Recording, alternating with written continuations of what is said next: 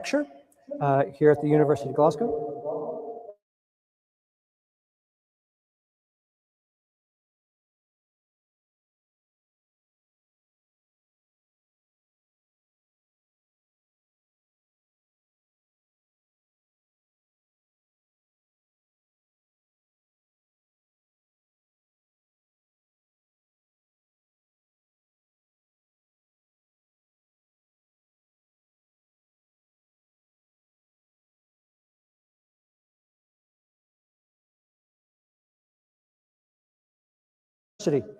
The Stevenson Trust was established in 1921 with a gift to the university by Sir Daniel Stevenson.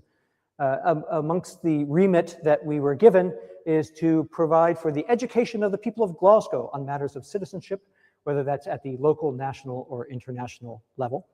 And we take this public lecture series as part of our remit in that sort of educational space around topics related to citizenship. And I think undeniably, this is a crucial one of those sorts of topics. It's a vitally important issue in contemporary politics.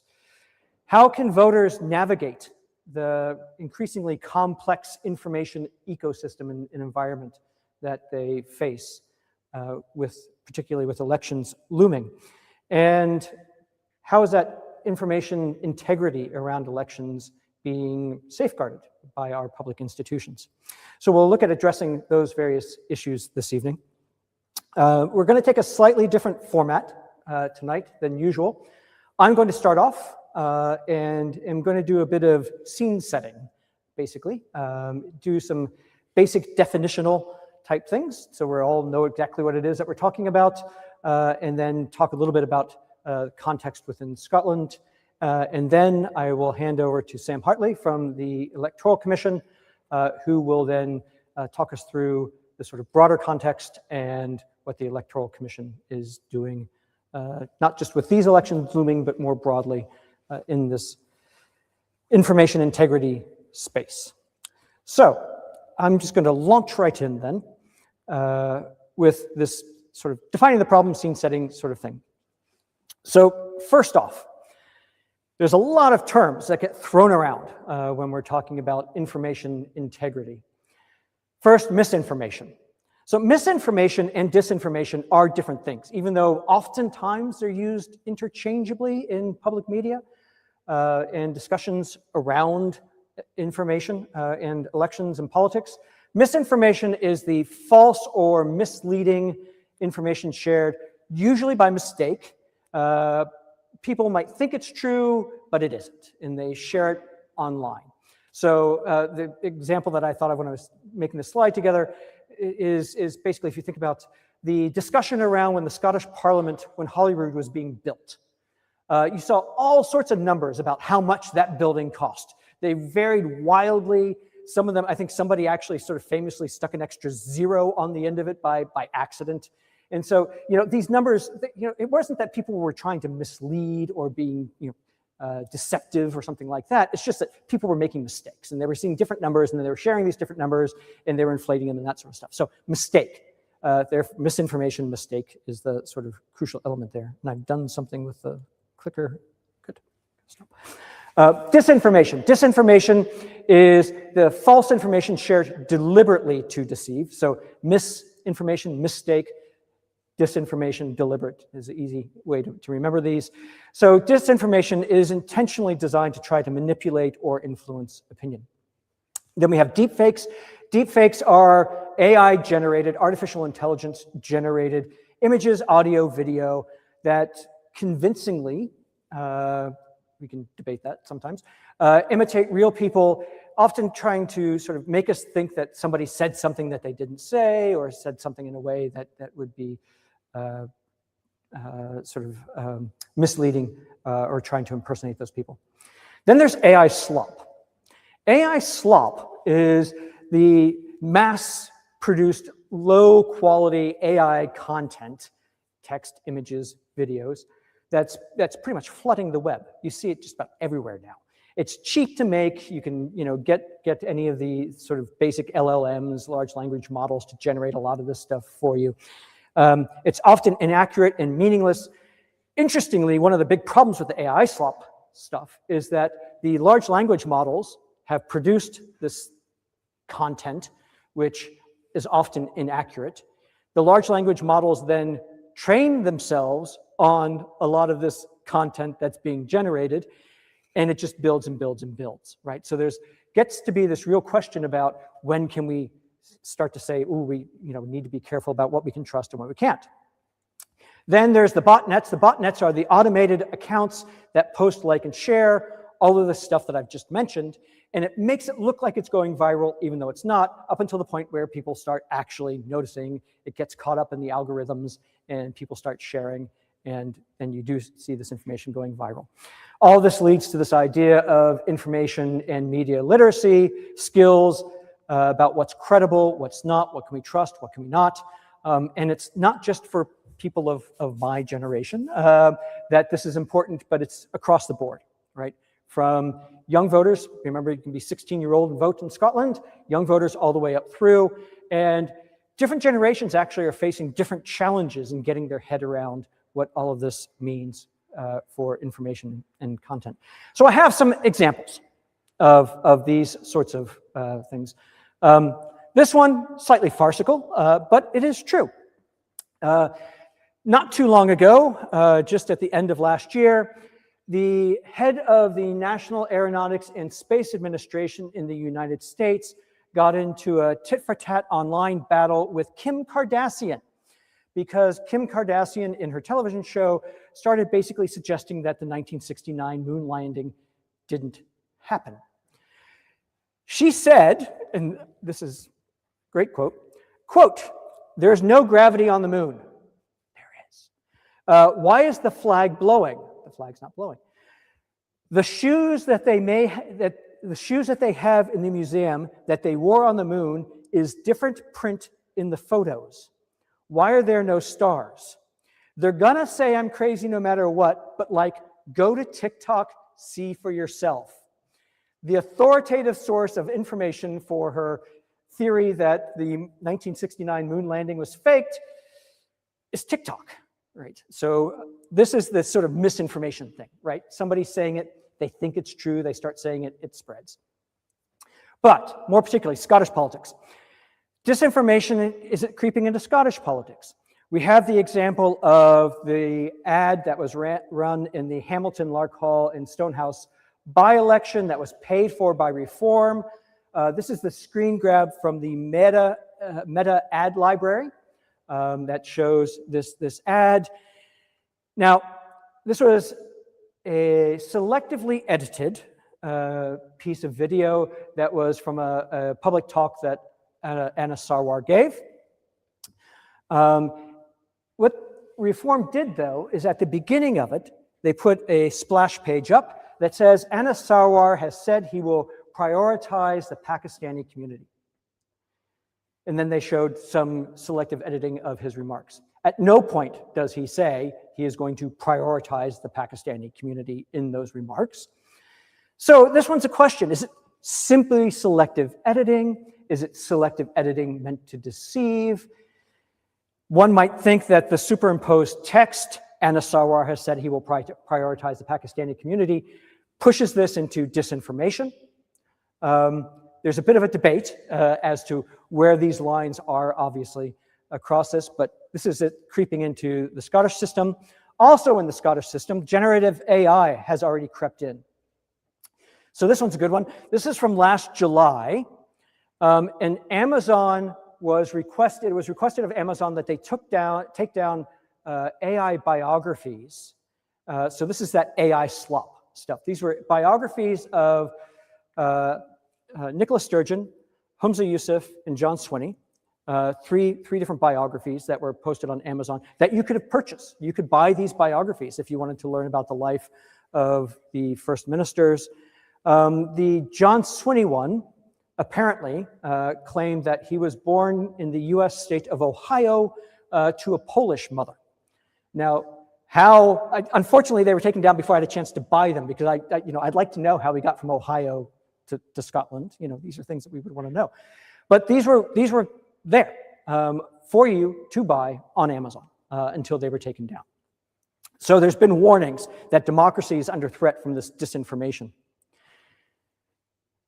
Also in October of last year, this article ran in Politico, which is an authoritative online news, politics news magazine, that pointed out that AI deepfakes had hit the Irish and Dutch elections.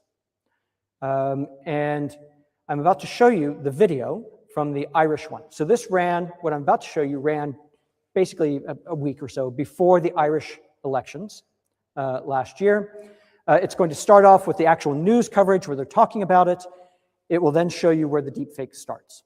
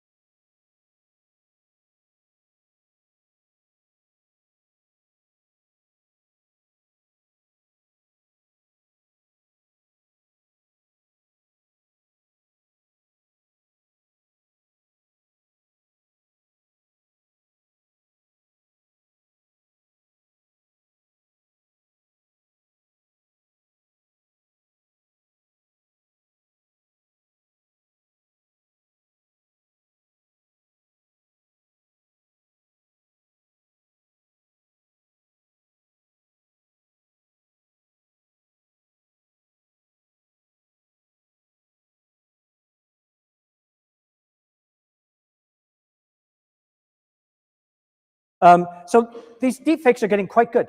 You know, if you were just scrolling through social media and you came across that video, would you immediately say, oh, that's clearly a deepfake?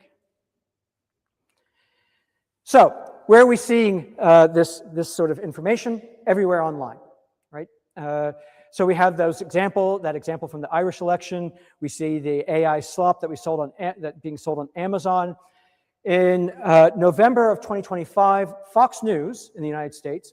Now, Fox News is actually a reliable source of news. It's the Fox opinion stuff, which is kind of questionable. But Fox News as a news source gets rated about the same as CNN for its reliability. Fox News acknowledged that it fell for and reported as fact on its website information, quote unquote, from a racist AI-generated deepfake video of people who were presumably supposed to be undocumented people in the United States protesting benefit cuts. So this went out on their news as if it were real, and it was generated from they just basically reported an AI deepfake. So news organizations, which we would expect would be paying attention to this sort of stuff, fell for it. And then we have the Anna Sawar social media advert. So what's the regulatory framework? It's not quite the Wild West, but the Scottish government says it's beginning to refresh its plan for AI in the sort of public sphere.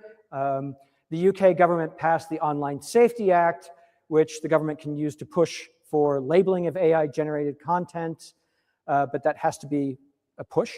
There is Full Fact, so that's the rapid fact-checking organization that's trying to raise public awareness around viral deepfakes. And then there's a variety of different public awareness campaigns and online literacy campaigns, such as what we'll hear about in a little bit from the Electoral Commission, trying to raise public awareness around these sorts of things. But the risks are real. Will we see something before the 7th of May? It's quite possible. It wouldn't be a surprise if we see something. Now, we do have the recent Rycroft report from just last week or so, 2 weeks ago. That, granted, it was about foreign financial or foreign interference into politics in the UK, but it raised some very pertinent points here. The report finds that there are sustained efforts to undermine trust in democracy by stoking divisive debate, principally on social media. And this is a crucial element. What is the point behind a lot of this stuff? Behind this disinformation, behind the deepfakes and all that? It's to undermine trust. When we don't know where we can reliably turn to information or not, that starts to undermine trust in democracy. It found that, quote, our defenses are worryingly weak against this sort of thing, and that the sophistication of the dark arts of social media manipulation is only likely to increase over time. So again, it was about foreign interference, but obviously the link there, the step between foreign interference and disinformation generated domestically isn't terribly big. So I'm going to just I'm just going to wrap up quickly here with a little bit about public concern about information integrity in Scotland's elections. So I'm part of the Scottish election study team, and in February of 2026, so just a couple months ago, we ran one of our opinion monitoring surveys, and we asked these questions about people's awareness and concern. We tried to combine the two into these deepfakes, foreign interference, dark money, so money where we don't know where the source of the funds is from, and AI-generated fake news. So basically we say, have you heard of these things? If you have heard of them, how concerned are you? And we allowed respondents the option of saying, I haven't heard of that thing before, and I've heard of it, but I have no idea how much influence it might have, right? So we tried to stagger that through that question.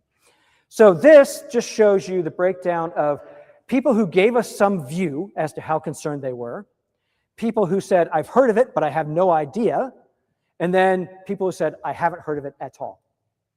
Perhaps not surprisingly, dark money, and the money it's unclear where it comes from, is the one where the fewest people gave us a view of it, or the most people said that they hadn't heard of it before. So, not surprisingly, dark money seeping its way in, people are still sort of coming to grips with understanding what that is. 55% of our respondents gave us a view, and I'll come to that, what their view was in a second. The one that people had heard of the most, the one at the bottom, is AI-generated fake news about candidates. Then about 3/4 who had heard of, gave us a view on deepfake videos, and then about 70% said that they had heard of foreign interference of some sort. So it's quite a bit of a range there. Now, this is amongst those people who gave us some sort of view of this. So we need to know that, or recognize that, say, for instance, the dark money one, that was 55% of our sample, then gave us a view of how concerned they were about it. The one with the largest amount of concern, AI-generated fake news about candidates.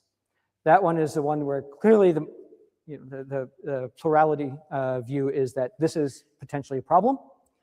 But then we also have over 50% of people saying dark money. Those people who knew about dark money are concerned about it. And then goes down to deepfake videos with about 55, 56% of people saying that they're concerned about deepfake videos in the upcoming election. And then foreign interference in social media feeds is roughly about the same there. So we have varying degrees of concern based on these different types of threats to information integrity, but you can see there that it does vary. So to sum up, we have some evidence of threats to information integrity seeping into the Scottish political ecosystem. And this has been sort of highlighted then in the Rycroft report about a threat that's not just Scottish, but obviously more globally felt. And the Scottish public claims to be aware of potential threats, and that varies from 1/2 to 3/4 of the population, depending on that type of threat. So that's where I'm going to set, and I'm going to hand over to Sam Hartley. Sam is the Director of Policy Research and Voter Engagement at the Electoral Commission. Sam came to this role last year after having held senior leadership roles in the public sector, including the Cabinet Office. He established and led the public inquiry into the Omagh bombing and he has been the Director of Policy, Research and Analysis and Deputy Secretary at the UK COVID-19 Public Inquiry. So Sam comes to this role with a long pedigree of being involved in things crucial to democracy. So thank you, Sam. Thanks, Chris. Thank you. There's the clip here. I'll put you through. There you go. Thank you very much, Chris. Thank you for coming. So, introduce me, it's what I'm going to talk about. So, what I thought I'd do, I'll tell you a little bit about the Electoral Commission in a minute, and my role specifically. Just to say, obviously, as you all well know, we've just had well into the kind of the pre-election periods here in Scotland, but also we're a UK-wide organisation, so there's elections in Wales and some local elections in England as well. And what we're doing is sort of helping to prepare the four parts of the UK for the running of those elections. The context is very different to how elections used to be run. We've just had a little bit of background and fresh out a little bit of that in a minute after what Chris has said. At the last general election, there were 16 confirmed wireless information, AI-based cases. I think we can all anticipate that they're going to be much higher across the UK for the assessed elections. And I think this is where we see ourselves as coming in and playing a role. So a little bit of background about the Electoral Commission for those that don't know. So we are an independent regulator.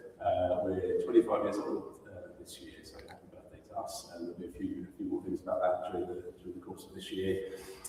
We're governed by a board of commissioners. We're not civil servants. We get our money directly from the three parliaments across the UK, so the UK Parliament, Scottish Parliament and the Senate. And we don't send out the government minister that we report to, nor is our work set by the particular government or governments of the day. Our role is to regulate, essentially to regulate money in politics when it comes to elections. We also set standards and set guidance for the running of elections across the UK, but we have a wider remit essentially to ensure the fair and sort of transparent running of elections, and I think that's where we come into these sorts of challenges. I mean, generally, we say that our vision is a fair democracy for the future. Essentially for that, obviously, is trust and the integrity of elections themselves. So today, what I thought I'd do is just talk to you a little bit about a bit more sort of from our own data and the data from Ofcom, who obviously regulate media across the UK, in relation to the challenges, sort of pick up some of the examples that Chris has already identified. I'll talk a little bit about the specific work the Commission is doing in relation to how we mitigate, how we address some of the challenges for this election and indeed for future elections as well. And then I might just touch on what we can all do, probably, what you as voters and what we can all do when it comes to sort of challenging ourselves in relation to this, the threats that we face in relation to this sort of periods. So just a bit more background. So there is obviously rising use of social media. The way in which we can consume news has changed significantly. So I don't know how visible that is, but essentially we know that last year 7% of adults use online platforms to get their news. It's higher than TV, higher than radio, higher than traditional newspapers. Compared to 5 years ago, where it was the other way around, and 65% of adults use social media or online platforms compared to 75% using TV. Social media itself, the pink one in the middle, is now the second most used news source in the UK, with over half of us using different social media platforms to get our news directly. The trend is unsurprisingly only going one way. So we know that 75% of 16 to 24-year-olds are secondly on that graph there.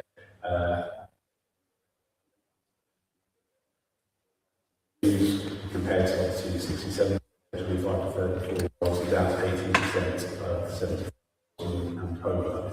And there are geographic differences as well, so that the usage of social media in Scotland is higher than it is across the UK as a whole. So just to touch on the kind of prevalence of some of the mis and disinformation, AI, deepfakes on social media. We've already seen some examples. There's just a few more examples there that go wider than the kind of democratic elections sphere. There's the Pope, there's a New Zealand MP who exposed some AI-generated nude images of herself. We've got Martin Lewis at the bottom there, apparently supporting some Elon Musk investment opportunities, and George Freeman, who's a Conservative MP, who there was a deep fake of him defecting to reform, which again was not true. I'll touch a bit on that one again in a minute when I come back to it.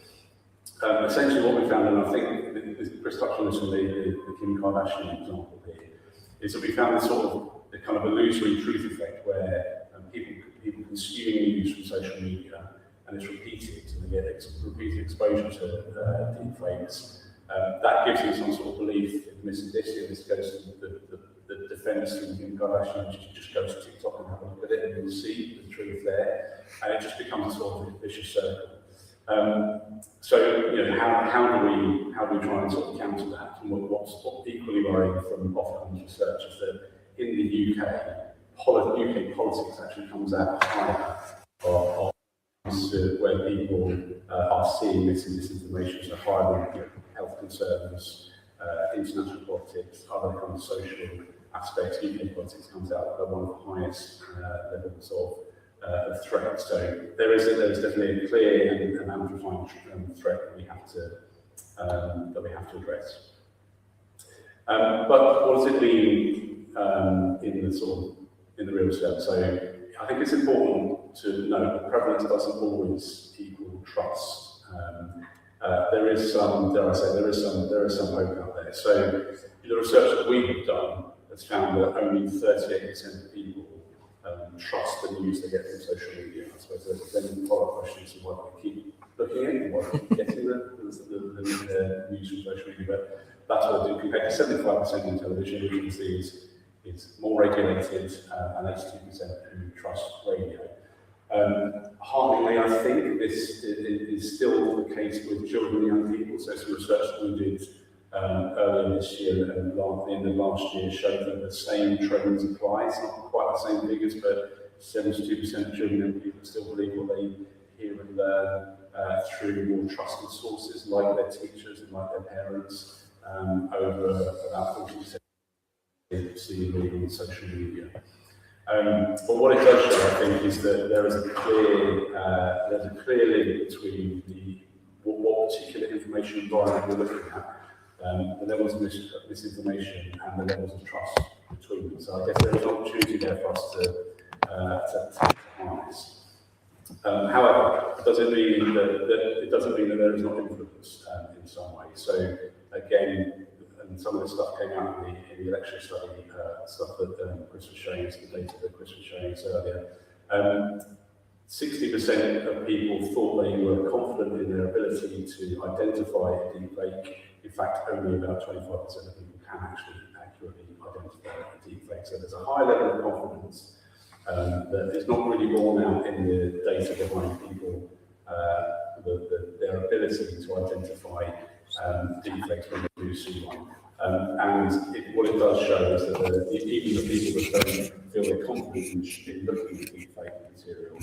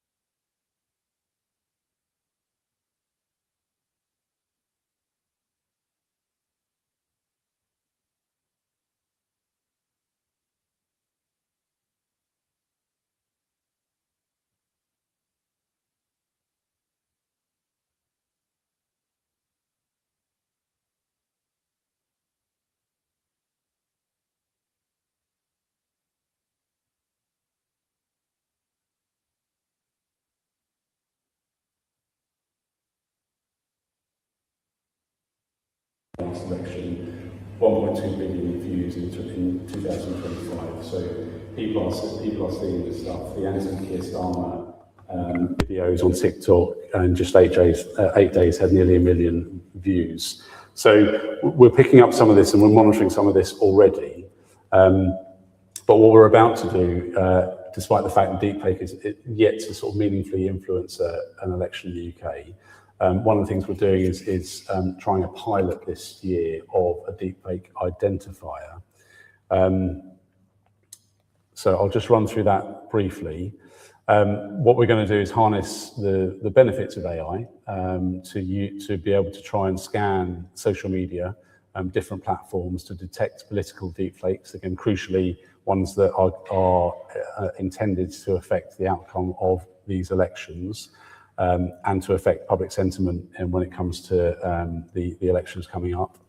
And indeed to try and mislead voters about the elections that are approaching. We're working with the Home Office and some third-party providers to acquire and test some of these tools at the moment, and we hope to be able to sort of announce this in the next couple of weeks. And the elections that are coming up will serve as a really important sort of test case when it comes to our ability to identify and address some of the deepfakes the challenging deepfakes that we are seeing at the moment. It's part of a broader sort of package of work that we're trying to do to increase our own expertise and capability, and other regulators, Ofcom in particular, are doing the same thing. We work very closely with them, and we work very closely with the different governments in the UK as well to try and harness the power that comes from the emerging technologies and turn it against the malign use that we're seeing so far. All of which we're going to sort of report on as we do after every set of elections. We report on the impact of how the elections have gone, and this will form part of it.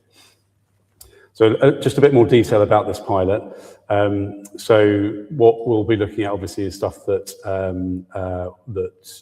is within scope of our statutory role as the regulator of elections. I would say if we do find stuff that is not within our statutory role but could well be unlawful, we will of course flag that with the relevant agencies too. But essentially there's a sort of summary of what we'll be looking at: false narratives about electoral processes, for example, the early closure of polling stations, to the extent where, we saw the Catherine Connolly deepfake there, where the reporter was seen to be saying the election is now cancelled and the opposition the opposition candidate will become the president. But also false narratives or misleading actions from party leaders, elected members, officials or candidates as well. So we'll be looking at those different things within scope. What we won't be looking at is stuff that falls outside of our specific statutory remit. Although I did say we will be escalating any stuff that's deemed to be unlawful, and alerting the different agencies when it comes to that too. So this is quite a new, innovative way of us addressing the threats and trying to sort of safeguard the elections themselves. It is a test case, it's a pilot case, and we're hoping that it will prove fruitful. As I said, we'll be reporting on it after the elections have been completed. So what we'll do when we spot one, so first of all, our intention is to contact the candidate or the party if a deepfake is detected. We will obviously contact anyone that's seen circulating just to alert them to the fact that this appears to be a deepfake. We'll escalate if it's deemed to be unlawful. We'll feed the information into sort of wider government-based election resilience forums across the 4 different parts of the UK. We have what's called trusted flagger status with some of the social media platforms, so they know that if we come to them and say this is a deepfake, you should take it down, they will be taking it, or they have committed to take it down. Not all of them, sadly, but most of them. And as I said, we'll be reporting on the outcomes after the elections. So the second thing we'll be doing is looking at candidate safety through our candidate safety campaigns and some guidance that we will be issuing too. I've already said that the levels of threats and harassments at previous elections are well over half, towards 2/3 of people, 2/3 of candidates experiencing harassment or security threats during the last local election campaigns. And it puts people off, so it stops people going out and campaigning on the streets and using social media as well. On our website, we have lots of different resources for people to use in terms of how they can campaign as safely as possible, and how electoral administrators and parties can support candidates when it comes to campaigning too. We work closely with the police and electoral administrators on how to ensuring that there are safe campaigns in the lead up to elections. We last week published a set of principles that we hope all the parties and candidates will sign up to about how to treat each other and how to campaign fairly, respectfully, how to debate respectfully as well, what the sort of common minimum standards of behaviour are to make sure that they feel protected. We're developing a series of educational resources, which I'll touch on again in a minute.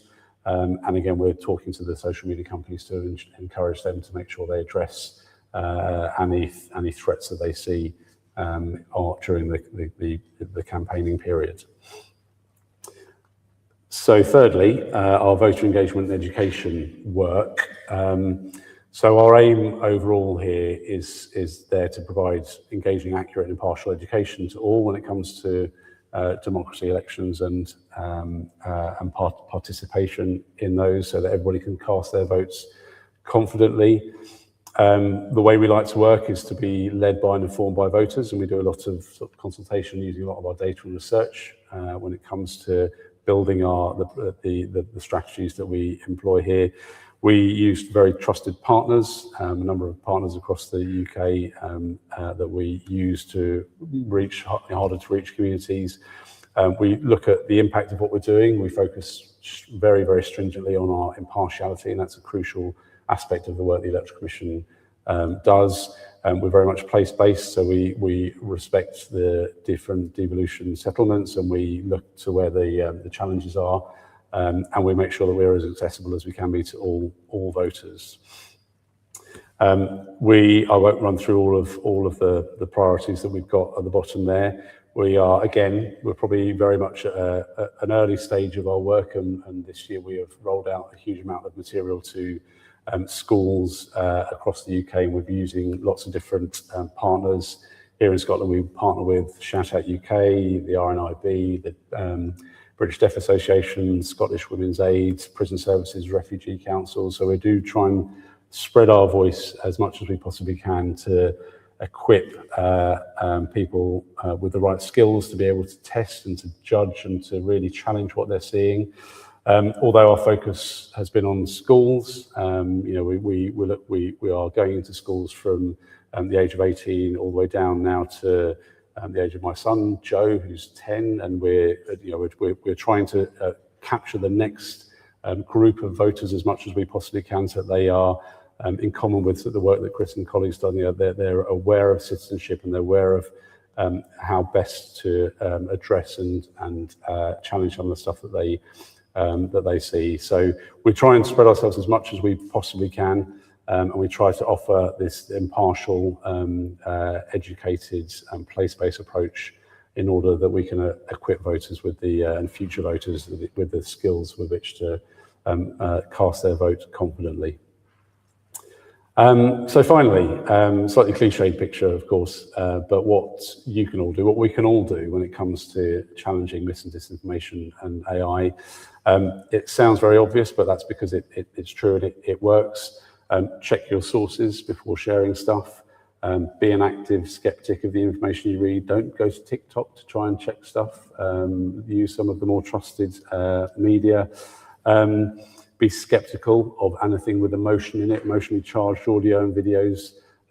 That's one of the key things about deepfakes, is they often exploit emotional cues, so be cautious when it comes to things that suddenly hit some sort of emotional cue. And if you see stuff that you think is not quite right, report your concerns. So do go directly to the online platforms themselves, go to other official bodies. If you think it's unlawful, go to the police. Come to the Electoral Commission if it's about elections and a threat to campaigning. Talk to the candidates, talk to the people that are sharing it. Sometimes that can be harder, I know, but so do use the sort of official routes as well. But I think this is a shared challenge for all of us to address, and one that we possibly can never actually win, but actually we can mitigate, and we can hold back as much as we possibly can. So between us, I think there is some light at the end of the tunnel. So that is all I had to say this evening. Chris, I don't know whether we pass it back to you or just... Thank you very much, Sam.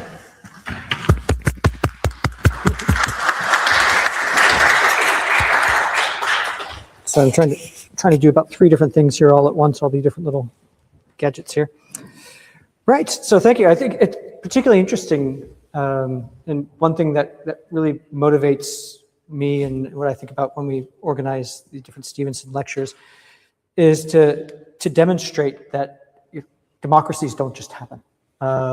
We have to do something to protect, defend, and that a lot just goes into it, both in terms of the electoral administration side, but then sort of protecting the electoral integrity and information integrity and these sorts of things.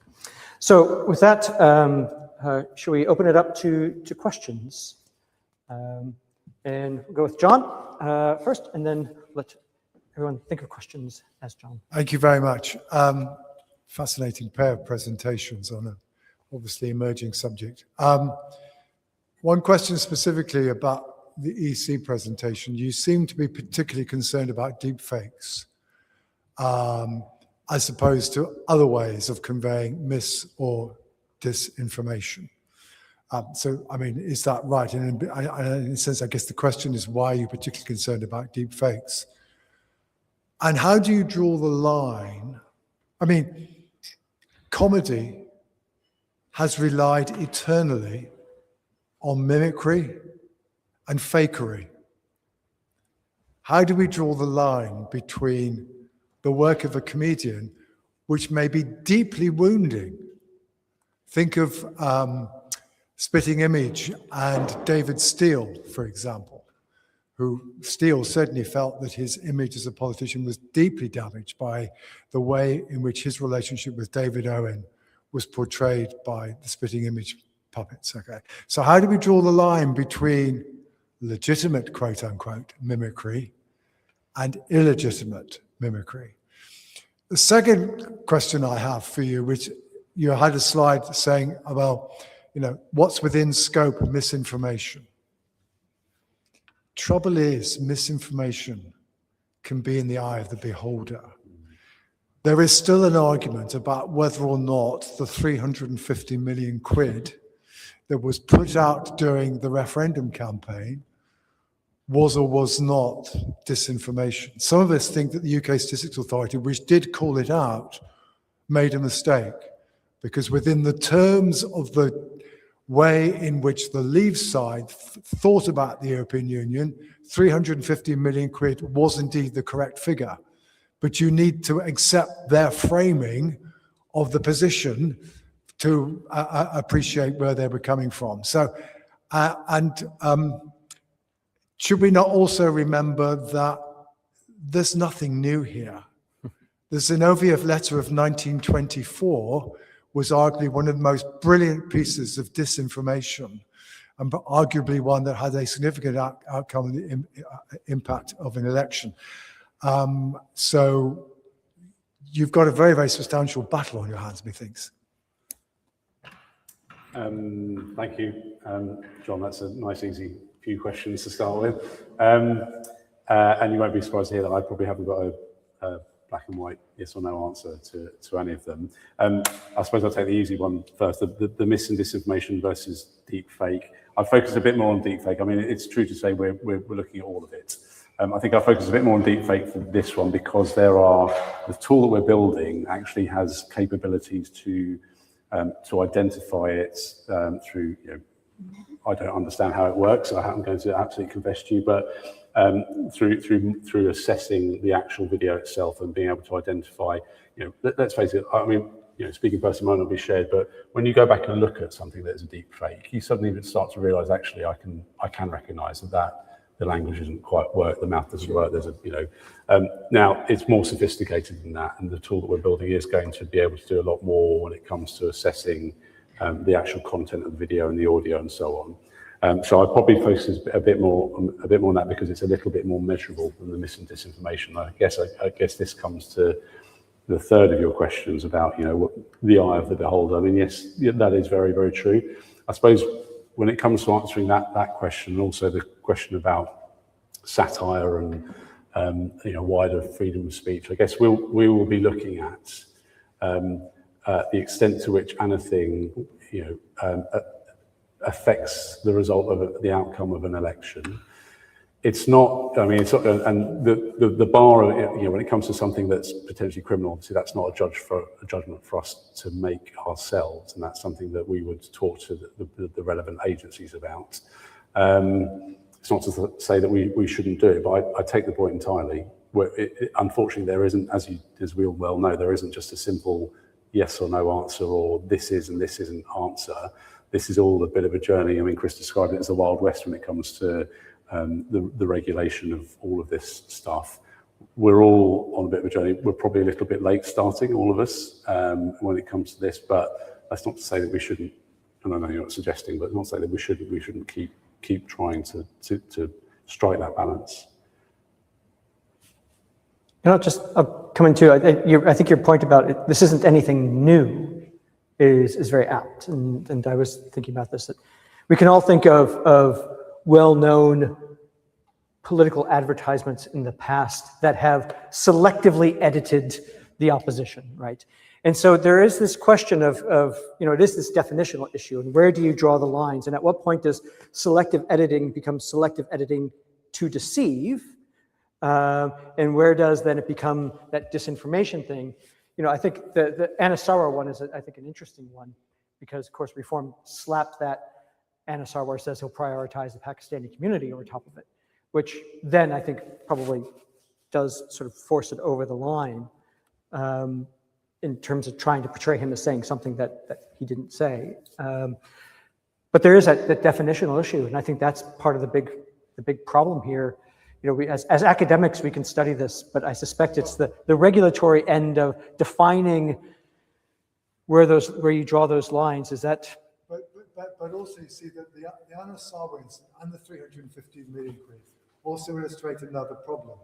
The moment you call it out, you are doing the work of the people who have put that message into the public domain. Right, Nigel Farage, that video got far more coverage because Farage was challenged. He therefore gets all of it into the mainstream media. And he gets what he wanted to do, which was in the minds of reform-minded voters to say, you know what, Anna Sarwar is from migrant origin, and you don't necessarily want to vote for his party. I think we'll have to debate that one over dinner. And the 350 million quid, I mean, it meant that the Remain side were fighting the campaign on the very territory that the Leave campaign wanted to fight it on. I mean, I take your point. On the other hand, if you're covering it and you're saying this is false, or this, Anna Sarwar did not say X, and that's what's going into the problem there, though, is that because there's that sort of forced balance thing with the way that we report incidences, then you have to give both sides, which makes it, and this is the sort of classic problem of in the US, how do you cover Trump when everybody knows he's lying? Finally, the media has just said, okay, he lies. But for the first, several years of his administration, there was, well, but he might not be, but here, the fair coverage rules in trying to give both sides of the story, it's difficult for media in some ways to call out some of this stuff, isn't it? But we'll have to probably, sorry, Sam, I'm jumping in here, I should let you. It was a speech made by Sarwar, right? It was a speech made by Sarwar. This is the difficulty, right? But he never actually said what Reform said that he was saying. He didn't say those precise words, but Reform was saying this is the implication of what he said. That's the grey area. That's right. Right, other questions? In the back.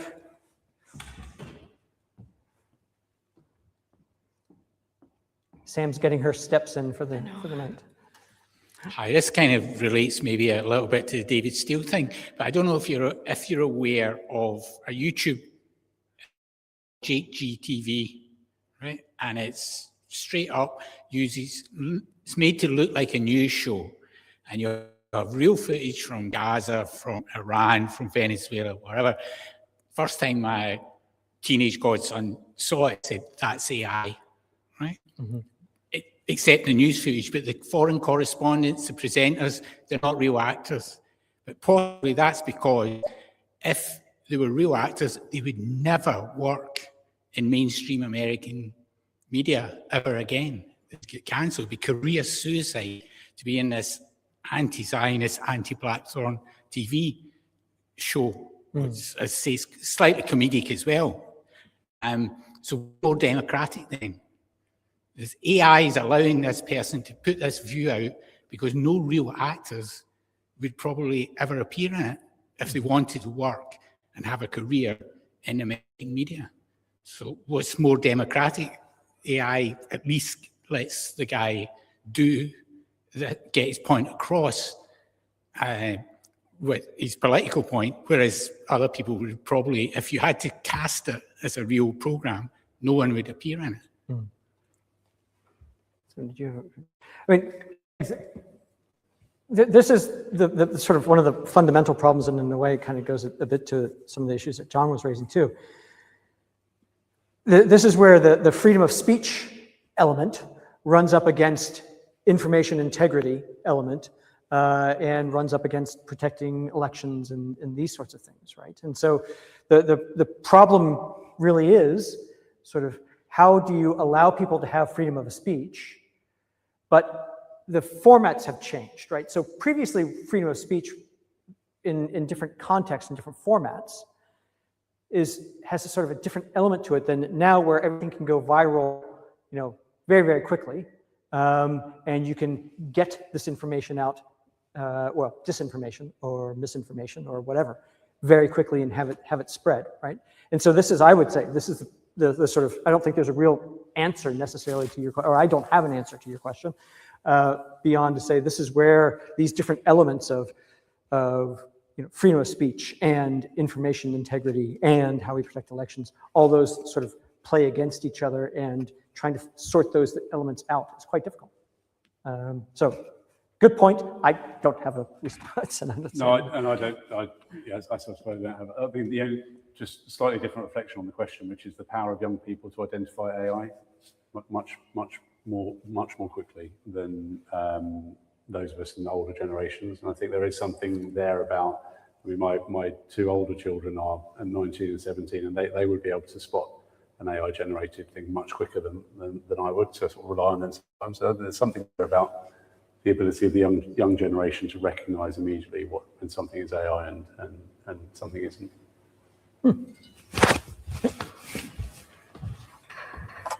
Hi, thanks for the very interesting presentations. I just wondered a little bit more about, obviously all of this, I'm thinking particularly of the disinformation and the AI fakes is being driven and created by someone.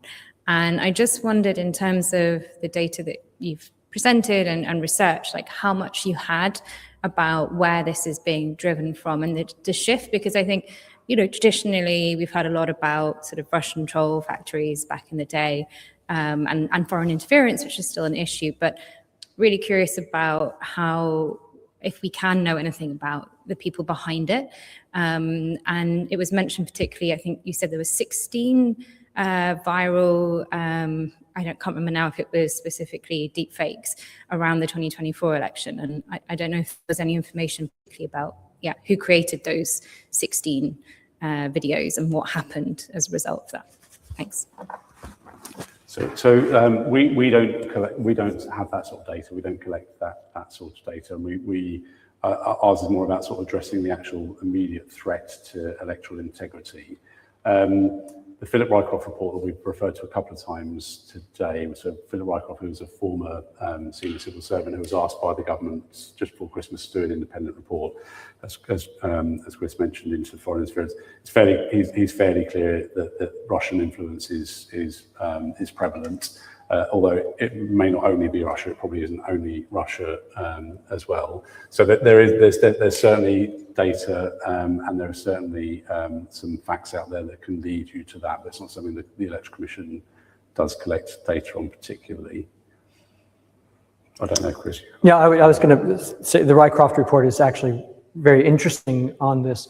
It most deals with money foreign money coming into the political system, and the information element of it is a smaller portion of that report. But it does highlight that this is coming from overseas, but they didn't really pick apart exactly the origins of it. As you were asking your question, I was struck by the reporting, and so my now spreading misinformation, goodness only knows. The reporting about how the misinformation, disinformation that was prevalent in the United States, it dropped when Iran shut down their internet with the beginning of the Iran war. Now it's crept back up again. But that was a sort of interesting sort of mini observation, anecdotal observation as to whether or not where some of this stuff comes from.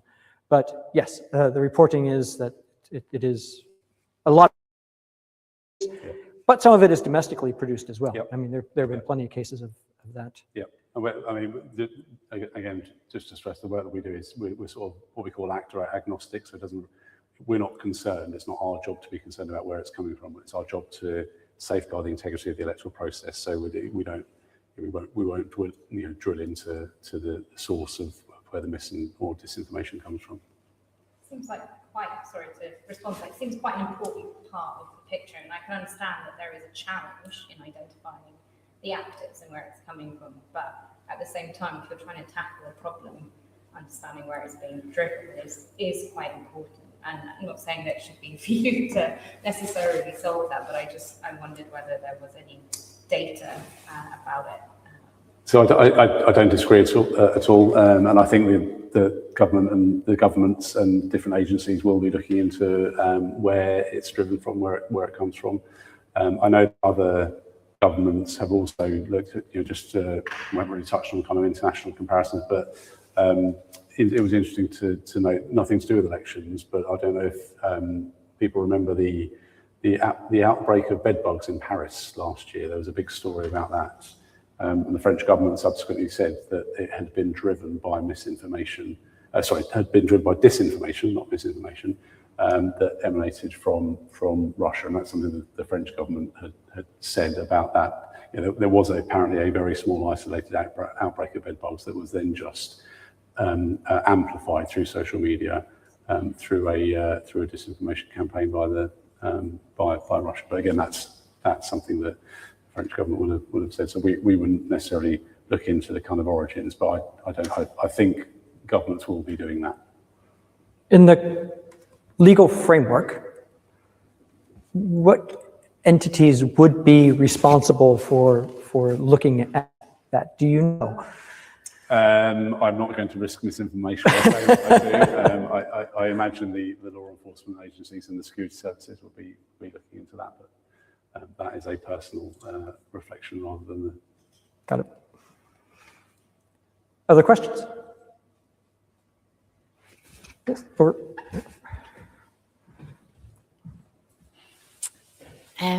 So you mentioned about getting information through education. I think, Sam, you mentioned your 10-year-old son as well. What sort of information sent is being passed on to help young people, decide what's fake, what's not, how to take a vote, how to make a vote? Well, not make it, but yes. What information sent and given to young children to help them through this? Yeah, so we have a sort of wide range of materials that initially it's primarily designed at teachers, so that will equip them to sort of take a new voter through a kind of voter journey about what they might need to learn up on when it comes to voting, just the systems, how the different parliaments work, how the different decision-making processes work in the different parts of the UK, but also, and probably more important for this sort of question, we try and equip teachers with the sort of confidence to teach children, young people, how to debate respectfully, how to identify, how to have those sorts of discussions where you can identify what is real and what is not real.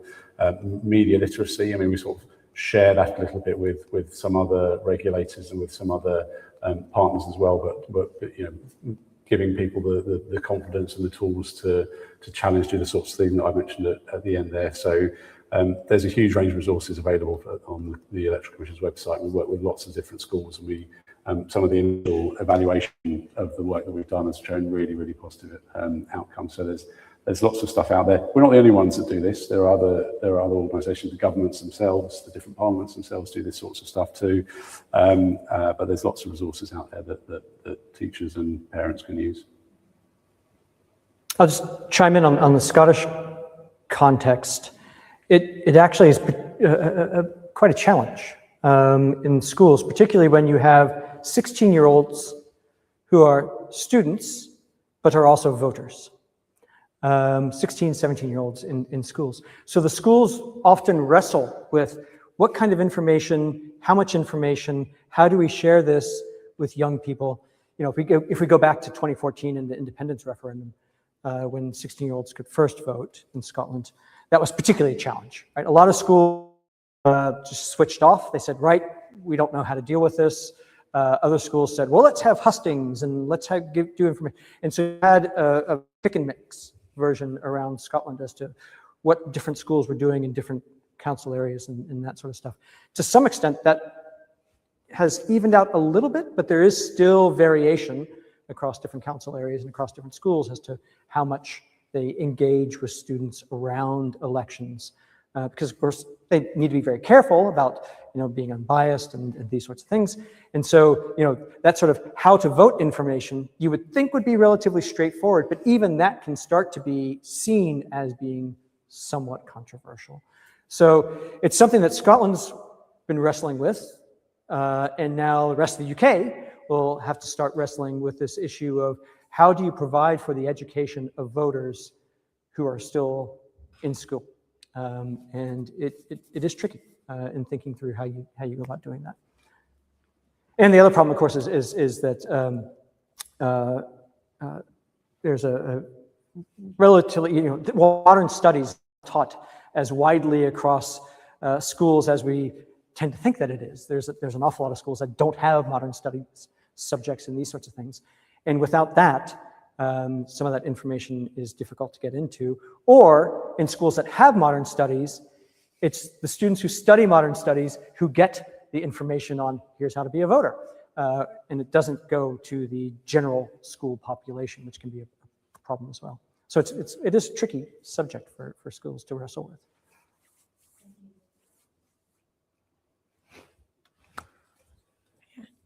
Hi, thank you very much for that, first of all. I was just going to ask also kind of the other side of that, just from experience with like kind of older members in my family who share a lot of misinformation or disinformation on Facebook because they didn't grow up in a time with, I mean, I'm 25 and I didn't grow up in a time with AI deepfakes, so it's changing so rapidly, and older members of my family even know what AI is, and yet they're able to share these things on Facebook. Is there any kind of idea on what can happen to like educate, I say older generations? My dad says he encounters quite a lot of it and he's 50, so like, yeah, other generations as well, considering they make up such a large part of the voting demographic. So we don't have much data on that. What we do know though is that there is evidence that if you equip children, young people with the knowledge, it has a reverse effect. So they do educate upwards as well. It's probably not a hugely significant one, but it's definitely there, and it's something that we look to harness. So again, part of the strategy that we have about when we're educating children and people is that they go home and they try and educate upwards as well. It's fairly embryonic, I'm going to be honest with you, and we'll want to do more in this space, definitely. And we want to use different partners as well to get out and reach other harder to reach groups that aren't age-based necessarily. Yeah, I mean, again, I don't disagree with the premise, and back to what I said earlier about that ability for young people to identify stuff much more easily than older people do, and there's definitely an opportunity there. I think, sorry, I'll just try to quickly go through these. Back, I think I stuck an extra slide or two in mine. Let's see, yes. So the questions that I showed earlier from our February survey, this is the breakdown of those 4 different questions by age bands in terms of expressed sort of awareness of. So this is the ones where they either expressed concern or they didn't know, or they knew what it was, but they couldn't identify it. One of the interesting things there is that 25 to 34 age band actually tends to be one of the ones that seems to be the least aware of some of these threats, particularly if you go for dark money. But even deepfake videos, it seems that the fewer of them, they said 22% said, I know what that is, but I don't know how much it's going to affect the election, which seems, I suppose, a reasonable enough response. 24% said foreign interference in social media feeds in that age band. 24% said, well, I know what that is, but I don't know how much of an issue that's going to be. So, you do see some slight generational, but it's perhaps not as big as you would expect in many ways.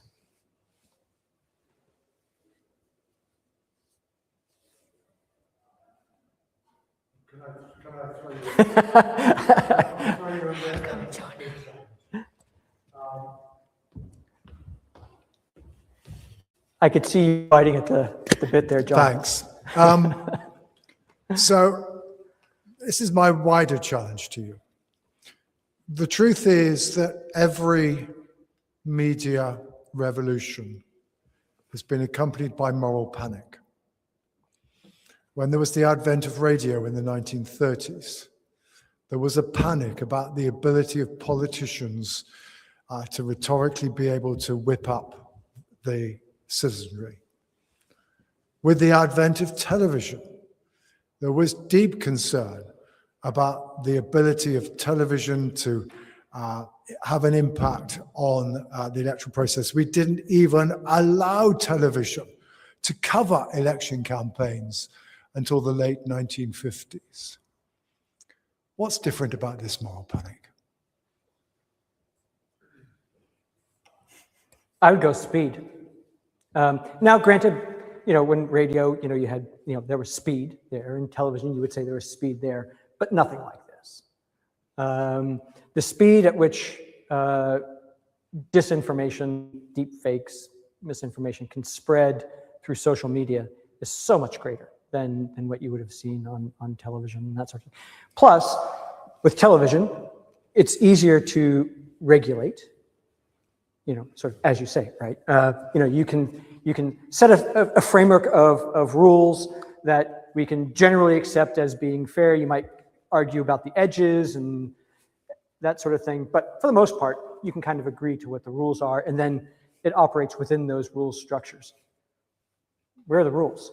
The rules here, particularly when the social media platforms are saying, it's not us, we're just providing a platform. We have no responsibility here whatsoever. So, Electoral Commission can say, take it down, and then... Yeah. The other thing I'd add is access. I mean, anybody can do this. Not everybody can set up a TV station or radio station, or could in the 50s. Anyone can do this. So, and that's I think that, as well as this, I agree with Chris on speed, and this changes day by day, week by week. And it said, come back to, it's not something we can ever solve, or I think we can just mitigate and equip people with the ability to challenge.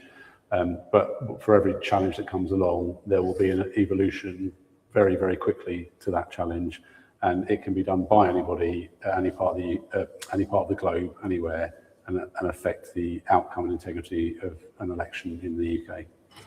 The argument in the opposite direction is that this is potentially a self-destructive system.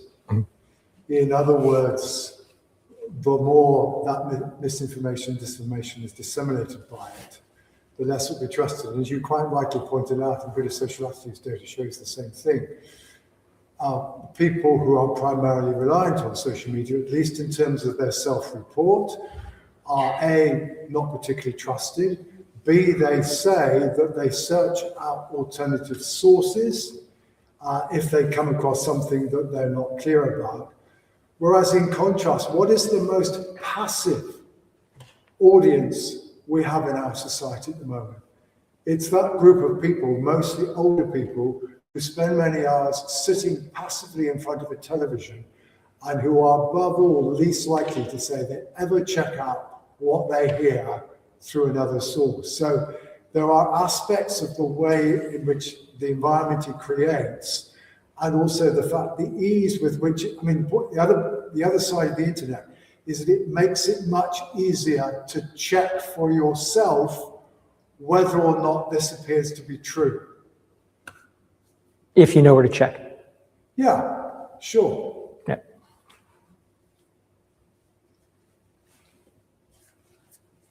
Right.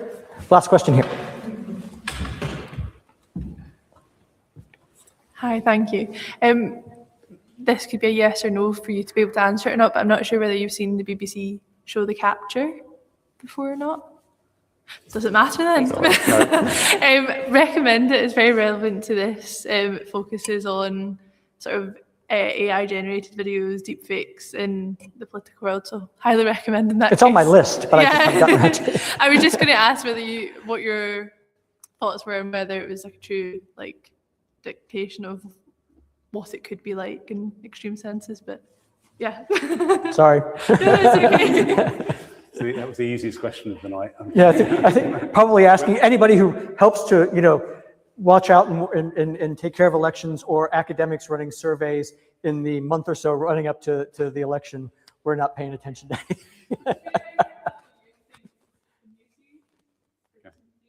Yeah. Thank you. Right, with that, can we bring it to a close? And can we thank Sam for coming up? And good luck over the next several weeks. Thank you. Sam. Thank you. Thank you very much for coming. Thank you. Oh, yep, on our way out, just a reminder that our next Stevenson lecture just so happens to be with Professor Sir John Curtis, who will be giving us his run-up to the election predictions, thoughts, projections. Right. So please join us 21st of April, same time, 6 p.m. In this room. Thank you very much.